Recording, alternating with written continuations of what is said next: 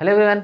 आज हम लोग क्लास 10th के मैथ का चैप्टर नंबर 2 पॉलिनोमियल्स के बारे में पढ़ेंगे और उसका रिवीजन करेंगे।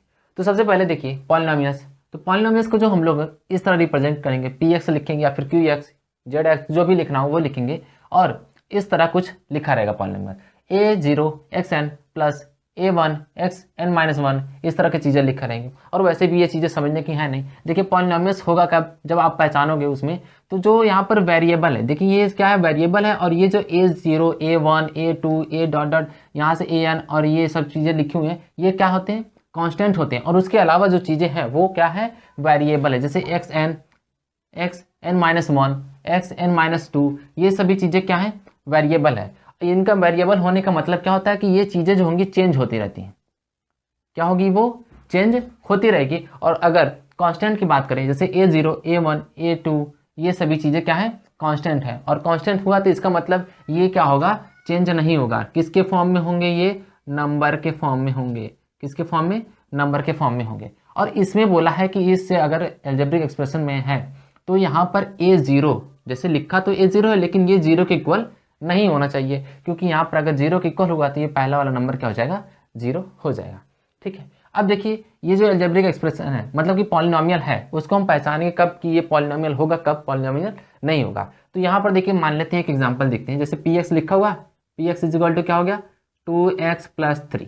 ये देखिए पॉलिनोमियल है। अब ये क्यों है पॉलिनोमियल, क्योंकि यहाँ पर जो वेरिएबल है, वेरिएबल ना तो उसका जो पावर है ना तो वो नेगेटिव में है और ना ही रूट के फॉर्म में है। देखिए अगर पावर जो है, पॉलिनोमियल तब होगा किसी भी अलजेब्रिक एक्सप्रेशन का अगर उसका पावर, वेरिएबल का पावर क्या हो, ना तो रूट में हो और ना ही निगेटिव में हो, तो वो क्या हो जाएगा, पॉलिनोमियल रहेगा। कोई भी ले लीजिए अलजेब्रिक एक्सप्रेशन, उसको क्या लिख दीजिए, ना तो उसको रूट में लिखिए और ना ही माइनस में लिखिए, तो वो क्या होगा, पॉलिनोमियल होगा। ठीक है। अब उसके आगे जानते हैं degree of a polynomial. Degree of a polynomial क्या होता है, हाईएस्ट पावर ऑफ एक्स। जो वेरिएबल x है उस पर हाईएस्ट पावर कितना है, वही क्या होता है, डिग्री ऑफ पॉलिनोमियल। अब यहाँ पर बात आती है कि अगर हाईएस्ट पावर 1 है तो वहाँ पर उसको बोलेंगे लीनियर पॉलिनोमियल। देखिए हाईएस्ट पावर कितनी है, 1 है, तो उसको बोलेंगे लीनियर पॉलिनोमियल। और उसको हम लोग, उसका जनरल फॉर्म क्या होगा, ax + b। अब देखिए यहाँ पर क्या है, ये जो a है वो 0 के इक्वल नहीं होना चाहिए। a जो है वो 0 के इक्वल नहीं होना चाहिए। अगर a जो है 0 के इक्वल हो जाएगा तो यहाँ पर देखिए अगर a जो हो गया 0 के इक्वल है तो यहाँ पर a का गुणा किससे होगा, x से। a का मल्टीप्लाई किससे होगा, x से। तो वो कितना आ जाएगा, 0। और 0 + b इज इक्वल टू क्या आ गया, b। तो ये क्या है, पॉलिनोमियल है ही नहीं, क्योंकि यहाँ पर कोई वेरिएबल है ही नहीं। अब देखिए इसके बाद अगर डिग्री कितनी है, 2 है। अगर हाईएस्ट पावर कितना हो, 2 हो। अगर डिग्री कितनी है उसकी, 2 है, तो वहां पर कौन सा पॉलिनोमियल होगा, क्वाड्रेटिक पॉलिनोमियल होगा। और क्वाड्रेटिक पॉलिनोमियल का जनरल फॉर्म क्या हो जाएगा, ax² + bx + c। और वहां पर भी, यहाँ इसमें भी क्या होना चाहिए, a जो है 0 के इक्वल नहीं होना चाहिए। अगर 0 के इक्वल हो गया तो यहाँ पर क्या हो जाएगा, अगर a जो है 0 के इक्वल हुआ तो ये जो है x² के साथ गुणा हो गया, और x² के साथ गुणा होने के बाद ये 0 हो गया। इतना वाला पोर्शन क्या हो गया, 0 हो गया। फिर क्या आ गया, bx + c। और ये कौन सा हो गया, कौन सा पॉलिनोमियल हो गया, लीनियर पॉलिनोमियल हो गया, क्योंकि हाईएस्ट पावर इसमें कितनी है, 1 है। ठीक। अब उसके बाद देखिए अगर हाईएस्ट पावर कितनी है, 3 है। अगर हाईएस्ट पावर कितना है, 3 है या फिर 3 है, देखिए तो वहां पर कौन सा पॉलिनोमियल होगा, क्यूबिक पॉलिनोमियल होगा। अब उसका जनरल फॉर्म क्या होता है, ये ax³ + bx² + cx + d, जहां पर a b c और d जो है वो क्या है, कांस्टेंट है। और इसमें हाईएस्ट पावर कितनी दिख रही है, x पर देखिए 3 है, तो इसलिए क्या है, क्यूबिक पॉलिनोमियल है। अब देखिए इसके आगे हम लोग को जो पढ़ना है वो क्या है, zeros of a polynomial graphically. अब देखो एक नंबर में मल्टीपल चॉइस क्वेश्चन में ये ऐसे तरह के क्वेश्चन पूछता है कि ऐसे ग्राफ दे देगा, और ग्राफ देने के बाद आपसे पूछेगा कि इसका जीरोस बताइए। जीरोस मतलब समझ रहे हैं कि वो चीज़ें, वो पॉलिनोमियल्स का क्या होता है, अगर उस चीज़ को अगर जीरोस बोला कभी, ठीक है, क्या बोला है, जीरोस बोला है, तो इसका मतलब अगर मैं उसकी वैल्यू को, मतलब ये जो रहेगा ना वो एक्स की वैल्यू रहेगा। ठीक है, एक्स की क्या रहेगा, वैल्यू। अगर मैं इस एक्स जीरोस को जो भी दिया रहेगा उसको मैं अगर इक्वेशन में पुट करूंगा तो वो इक्वेशन क्या हो जाएगा, 0 के इक्वल हो जाएगा। उसको क्या बोलते हैं, जीरोस बोलते हैं। अब देखिए यहाँ पर अगर फिगर दे दिया, फिगर ऐसे ग्राफ दे दिया, तो ग्राफ में देने के बाद अगर पूछता है जीरोस कितने हैं, तो देखना है कि वो जो ग्राफ गया है, वो ग्राफ गया तो वो कहाँ पे कट किया हुआ है। जैसे एक्स का अगर यहाँ पे मैं पूछूँ P X is equal to P X का जीरोस बताइए, जीरोस बोला, जीरोस अगर पूछा है तो यहाँ पर क्या देखिए, एक्स को देखिए कहाँ पे कट किया, एक जगह पे यहाँ कट किया और एक जगह पर यहाँ कट किया। ये देखिए वाई को कट किया, इसको नहीं लेंगे तो एक्स का तो इसका जीरोस कितना आ जाएगा, 2 हो जाएगा।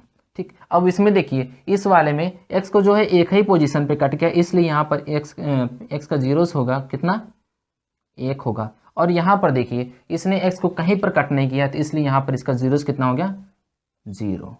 ठीक, यहाँ पर जीरोस कितना हो गया, 0। मैंने किसके बेसिस पे लिया था, पी एक्स के, और पी एक्स होगा, अगर यहीं पर देखिए पी वाई बोल देता, क्या बोल दिया, पी वाई बोल दिया, तो यहाँ पर पी वाई बोल देगा, तो वहाँ पर आपको देखना है कि वाई एक्सिस को कहाँ पे कट कर रहा है। देखिए वाई एक्सिस को यहाँ पर एक बार कट किया, तो इसलिए इसका वेरिएबल कितना हो गया, इसका जीरोस कितना हो जाएगा, 1 हो जाएगा।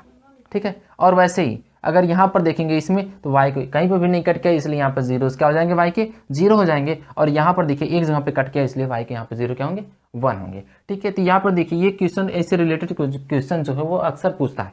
ठीक, जैसे ग्राफ दे देगा, ग्राफ देने के बाद आपसे वो पूछेगा कि बताइए जीरोस बताइए, तो कैसे बताना है, आपको देखना है कि वो कहाँ पर कितने जगहों पे कट किया है। अच्छा देखिए अगर कहीं पे ऐसे दे दिया, इस तरह का फिगर दे दिया और ऐसे लेके चला गया, अब पूछा कि यहाँ पर जीरोस बताइए, तो देखिए एक्स अक्ष को कहाँ पे कट किया, एक्स एक्सिस को कहाँ पे कट किया, इस जगह पे कट किया, एक, दूसरा यहाँ पर, तीसरा यहाँ पर, और चौथा यहाँ पर, तो कितने हो गए जीरोस, 4। तो यहाँ पर जीरोस कितने हो गए, 4 हो गया। अगर यही पूछता वाई एक्सिस का जीरोस बता दीजिए, तो वो क्या हो जाता है, देखिए वाई एक्सिस को एक ही जगह पे कट किया, वो ये है, तो इसका वाई एक्सिस के लिए जीरोस क्या हो जाएगा, 1 हो जाएगा।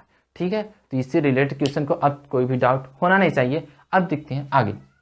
अब चलिए हम लोग जीरोस के बारे में जानते हैं, फिर उसके बाद relation between zeros and coefficient of polynomial के बारे में जानते हैं। जीरोस क्या होता है, देखिए थोड़ा सा देखिए, अगर कोई पॉलिनोमियल दिया हुआ है, ठीक, मानते हैं कोई एक पी एक्स पॉलिनोमियल दिया है, अगर हमने वहाँ पर उस पॉलिनोमियल में एक्स की कोई वैल्यू रख दिया, ठीक है, एक्स की कोई वैल्यू रख दिया और उसके कारण वो पॉलिनोमियल किसके इक्वल हो गया, 0 के इक्वल हो गया, तो वो क्या कहलाता है, जीरोस ऑफ पॉलिनोमियल कहलाता है। जीरोस ऑफ पॉलिनोमियल क्या होता है, कोई एक्स की वैल्यू हमने पुट किया उस पॉलिनोमियल में और वो क्या हो गया, 0 के इक्वल हो गया, तो वो क्या कहलाएगा, जीरोस ऑफ पॉलिनोमियल कहलाएगा।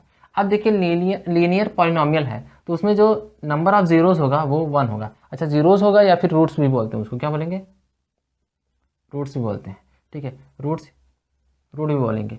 ठीक, अगला अगर क्वाड्रेटिक पॉलिनोमियल है, तो क्वाड्रेटिक पॉलिनोमियल्स की हाईएस्ट पावर कितनी होती है, 2। ठीक है, तो उसमें पॉलिनोमियल्स में जीरोस जो रहेगा वो कितना होगा, 2 होगा। और क्यूबिक पॉलिनोमियल में हाईएस्ट पावर 3, तो उसमें क्या होगा, रूट्स उसके कितने होंगे, 3 होंगे। ठीक है, लीनियर में 1, क्वाड्रेटिक में 2 और क्यूबिक पॉलिनोमियल में 3 होगा। अब चलिए आगे हम लोग एक अगला अपना इंपॉर्टेंट टॉपिक, देखिए ये इंपॉर्टेंट है, इसको थोड़ा सा ध्यान दीजिएगा, relation between zeros and coefficient of polynomial. तो सबसे पहले देखिए जीरोस के बारे में जानते हैं। कौन से जीरोस के बारे में, लीनियर पॉलिनोमियल्स में जो जीरोस होता है वो किसके इक्वल होगा, माइनस में b बाई ए के, माइनस में b अपॉन ए के इक्वल होगा। वहाँ पर देखिए लीनियर का क्या होता है, ए एक्स प्लस बी, है ना, तो ये b क्या है, कांस्टेंट टर्म है, और a क्या है, कोफिशिएंट ऑफ x है, कोफिशिएंट ऑफ x। इस तरह भी याद कर लीजिए या फिर इस तरह याद है तो वो भी चलेगा, माइनस बी बाई ए। अब क्वाड्रेटिक पॉलिनोमियल की बात करते हैं। क्वाड्रेटिक पॉलिनोमियल लिखा कैसे जाता है, a x square plus b x plus c. अगर हमने उसमें देखिए कितना पॉलिनोमियल, कौन सा पॉलिनोमियल है, क्वाड्रेटिक पॉलिनोमियल है, इसलिए उसमें जीरोस कितने होंगे, 2 होंगे। तो यहाँ पे लेते हैं 2 जीरोस, अल्फा और बीटा, उनका अगर मैं सम निकालूँ, सम ऑफ जीरोस जो होगा वो क्या होगा, माइनस में बी बाई ए होगा। बी क्या है, कोफिशिएंट ऑफ एक्स है, और ए क्या है, कोफिशिएंट ऑफ एक्स स्क्वायर है।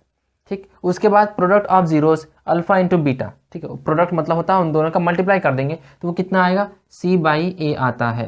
ठीक है, सी अपॉन में ए हो जाएगा, वो किसके इक्वल होगा, कांस्टेंट टर्म। ठीक है, कांस्टेंट टर्म होता है ना ये सी, और नीचे क्या है, coefficient of x square. Coefficient of x square कहाँ है, देखिए ये एक्स स्क्वायर का कोफिशिएंट कौन है, ए है, तो सी अपॉन में ए हो गया।